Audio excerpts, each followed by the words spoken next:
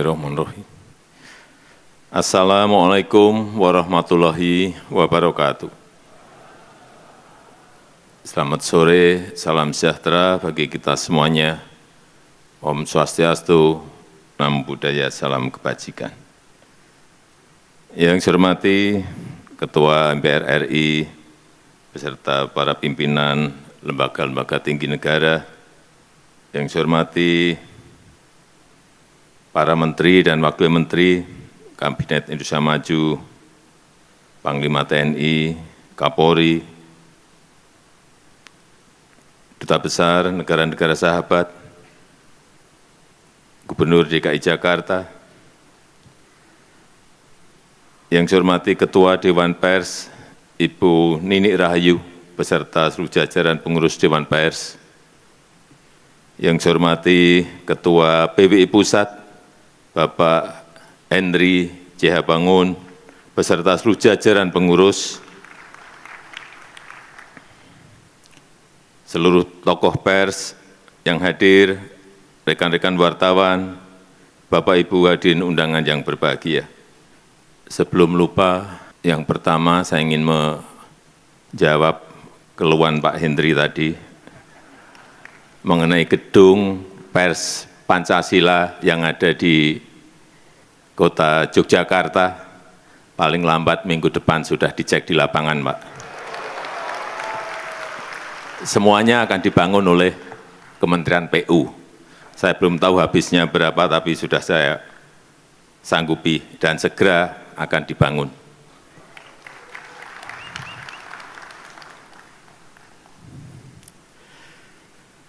Pertama-tama, atas nama rakyat, atas nama pemerintah, saya menyampaikan selamat Hari Pers Nasional 2024, dan saya juga mengucapkan terima kasih kepada seluruh insan pers yang secara konsisten menemani masyarakat dalam kehidupan berdemokrasi. Saya juga berterima kasih kepada pers yang turut mengawal pemilihan umum 2024 yang baru saja kita jalani. Saya juga sering dikritik tajam. Ada gambar wajah saya yang unik-unik, yang aneh-aneh di sampul media, di sampul majalah, di media sosial, dan ramai sekali, aneh-aneh, tapi tidak apa-apa, tidak ada masalah buat saya. Tapi cucu saya ada yang komplain. Mbah, manggil saya kan Mbah, Mbah, wajah Mbah kok jadi digambar jelek banget. Ya, itulah. Ini bagian dari penghormatan saya atas kebebasan pers, kebebasan berekspresi, dan kebebasan berpendapat.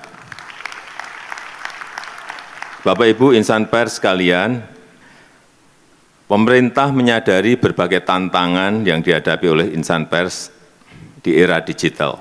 Oleh karena itu, pers terus berupaya oleh sebab itu, pemerintah terus berupaya untuk mendukung ekosistem pers yang adaptif dengan tetap menghormati kebebasan pers. Seperti yang sudah saya sampaikan pada peringatan Hari Pers Nasional tahun lalu, jurnalisme berkualitas dan keberlanjutan industri media konvensional menjadi perhatian penting pemerintah, dan ini yang dinanti-nanti. Setelah sekian lama, setelah melalui perdebatan panjang, akhirnya kemarin saya menandatangani peraturan Presiden tentang tanggung jawab platform digital untuk mendukung jurnalisme berkualitas, atau yang kita kenal sebagai Perpres Publisher Rights.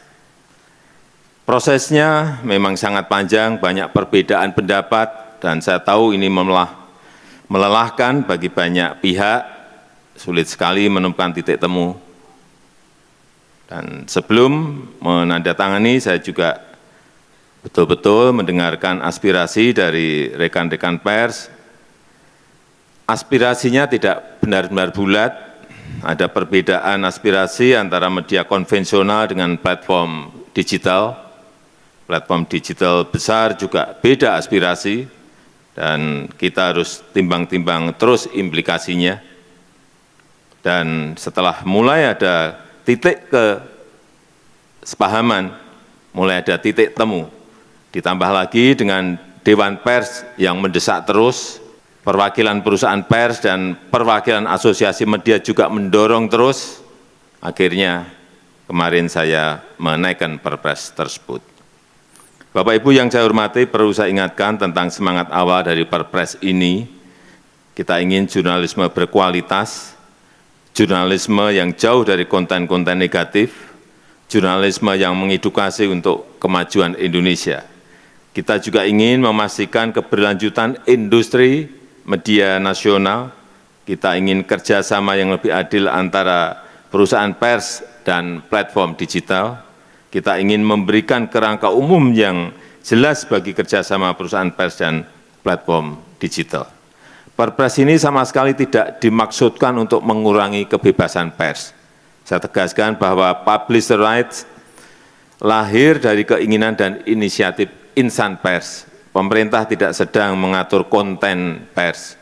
Pemerintah mengatur hubungan bisnis antara perusahaan pers dan platform digital dengan semangat untuk meningkatkan jurnalisme yang berkualitas. Kemudian perlu saya ingatkan juga tentang implementasi Perpres ini. Kita masih harus mengantisipasi risiko-risiko yang mungkin terjadi, terutama selama masa transisi implementasi Perpres ini. Baik itu perihal respon dari platform digital dan respon dari masyarakat pengguna layanan. Terhadap perusahaan pers yang saya tahu sedang menghadapi masa-masa sulit di era platform digital ini, pemerintah juga tidak tinggal diam, pemerintah akan terus mencari solusi dan juga kebijakan afirmatif untuk perusahaan pers di dalam negeri. Saya juga meminta Menkominfo agar memprioritaskan belanja iklan pemerintah untuk perusahaan pers. Ini berkali-kali saya sampaikan, minimal untuk bantalan jangka pendek. Memang ini tidak menyelesaikan masalah secara keseluruhan. Perusahaan pers dan kita semua tetap harus memikirkan bagaimana menghadapi transformasi digital ini. Dan kepada rekan-rekan kreator konten yang kabarnya khawatir terhadap Perpres ini, saya sampaikan bahwa Perpres ini tidak berlaku untuk kreator konten. Silahkan dilanjutkan kerjasama yang selama ini sudah berjalan dengan platform digital. Silahkan lanjut terus, karena memang tidak ada masalah. Bapak Ibu insan pers yang saya banggakan, terakhir saya ingin menitip dua pesan. Pertama, pers harus tetap menjadi salah satu pilar penjaga demokrasi. Pers harus menjadi rumah bersama untuk menjernihkan informasi. Beritakanlah fakta-fakta apa adanya, tapi bukan mengada-ada, bukan asumsi-asumsi, bukan seolah-olah ada. Yang kedua, saya sangat berharap perusahaan pers dapat memikirkan langkah-langkah konkret dan strategis, terus melakukan inovasi agar adaptif dalam merespon perubahan zaman, mampu berdiri tegak secara mandiri di tengah gempuran persaingan global.